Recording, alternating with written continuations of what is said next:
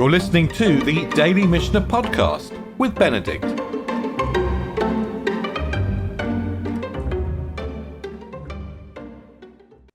We're just starting the fourth chapter of Sotah, and we're going to go through a list of exceptions. These are women who don't drink the water. And actually, these are quite familiar to us, actually, from previous chapters. Interestingly, there's a lot of repetition about these categories in the Mishnah of Sotah. Maybe it's not as analytically perfect or as well ordered as other orders of the Mishnah. Anyway, for whatever reason, we've seen these categories before they're repeated. And the Mishnah now is going to derive them from a verse.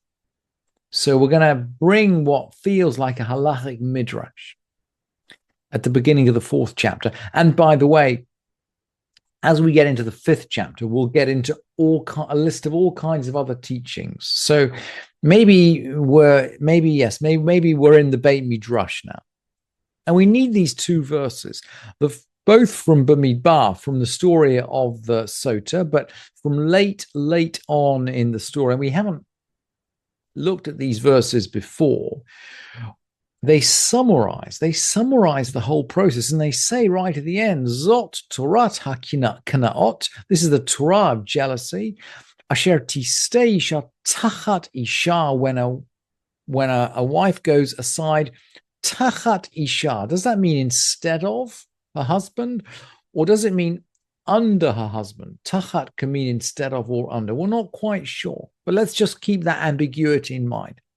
There's some relationship, there's some close relationship with the husband here. Venit ma'an, she's defiled. That's how the Torah summarizes the whole process. And then it goes on to say, actually, we have looked at this verse before, Venikaha ish me'avon, and the man shall be guiltless. And we don't quite understand what this means, but Maimonides is going to comment on it. So let's hold those two ideas in mind, that the wife is instead of or under her husband, and that the man is going to be guiltless. Let's hold those ideas and let's jump into the Mishnah. Arusa v'shomeret yavam lo shota v'lo notelet k'tuba. A betrothed woman and a shomeret yavam. A betrothed woman is someone who's forbidden to any other man, but she's not really married yet. She hasn't entered her husband's house. And a shomeret yavam is in the same kind of situation. This is someone whose husband has deceased. She is potentially married, or she's connected anyway to her brother-in-law, her husband's brother, if she's childless, until she does chalitza. So until she does chalitza, like the woman who's betrothed, she's forbidden to any other man. But she's not really married. And we've said in the verse, all this process of the Sotah applies to a woman with a husband who's married. So the process doesn't seem to apply to her. And this is really what the Mishnah says. So these two categories, they're not properly married yet. Lo shotah v'lo notelet ketubah, they don't drink and they don't take a ketubah. Shenemar asher tisteh isha tachat isha, because the verse says when a woman being, well, I've translated this as being under her husband, tachat isha, so not instead of her husband, but under her husband. When this applies when a woman is with her husband, it doesn't apply elsewhere.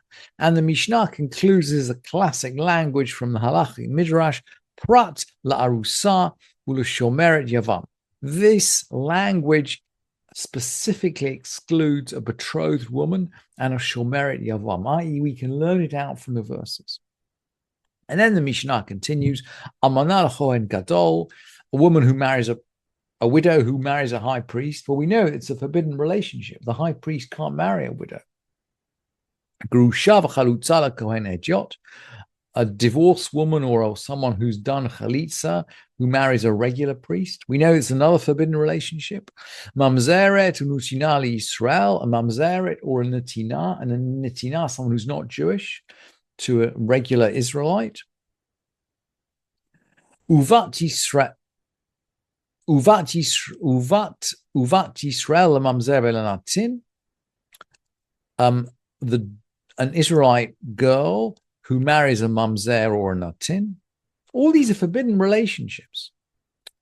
Lo shata velo notelet ketubah. They don't drink and they don't take their ketubah. Now, the fact they don't take their ketubah, we've already learned in the last chapter of ketubot. Sorry, the 11th chapter of ketubot. We've learned that these relationships don't take their ketubah, and this seems to be effectively a warning given by the rabbis to women not to enter these forbidden relationships. If you enter this kind of forbidden marriage, you can't kind of take your ketubah when it ends. But why don't they drink? Let's have a look at the Rambam. It's going to be made clear to you that when the husband has another forbidden relationship, higdil ba'ila asura eza isur, if the husband has any kind of forbidden relationship, and now remember the verse, we said the man shall be guiltless. Venikah ha'ish, the verse says, Venikah ha'ish me'avon, the man shall be guiltless of iniquity. How does this mean? How does this read? Well, Maimonides will say the man has to be guiltless of iniquity. If he's had another forbidden sexual relationship, Hamaim hamararim ein osin roshem beishto, then the curse-making waters, these bitter waters, they don't affect his wife. The test doesn't work if the man is not free from sin. That's the observation of the Rambam. We've learned this before, actually, and it'll be clarified in the first Mishnah of the next chapter. But he's telling us now because that's why he says, Od yit ba'er lecha. He's signposting the beginning of the 5th chapter, but he's explaining now why the women involved in these forbidden relationships can't drink, don't drink, because the husband is not free from sin. He's entered a forbidden relationship and the water has no function at all in this situation. The husband has to be free from sin. And then the Mishnah is going to bring us another list, which we've seen before, of women who don't drink. We've always said that the purpose of the water is to resolve uncertainty. So if there's no uncertainty, the water, well, there's no need for the water. So these don't drink, but they don't take their ketubah. Ha'omeret tmea anilach, someone who says, I'm defiled. Well, there's no uncertainty. Veshiba'ula edim shehi tmea, witnesses came to say that she was defiled. Ha'omeret eini shotah, someone who says, look, I refuse to drink. So these women don't drink and they don't take their ketubah. What if the husband is responsible? Ve'amar ba'ala eini mashka. Let's say the husband says, I don't let her drink. What if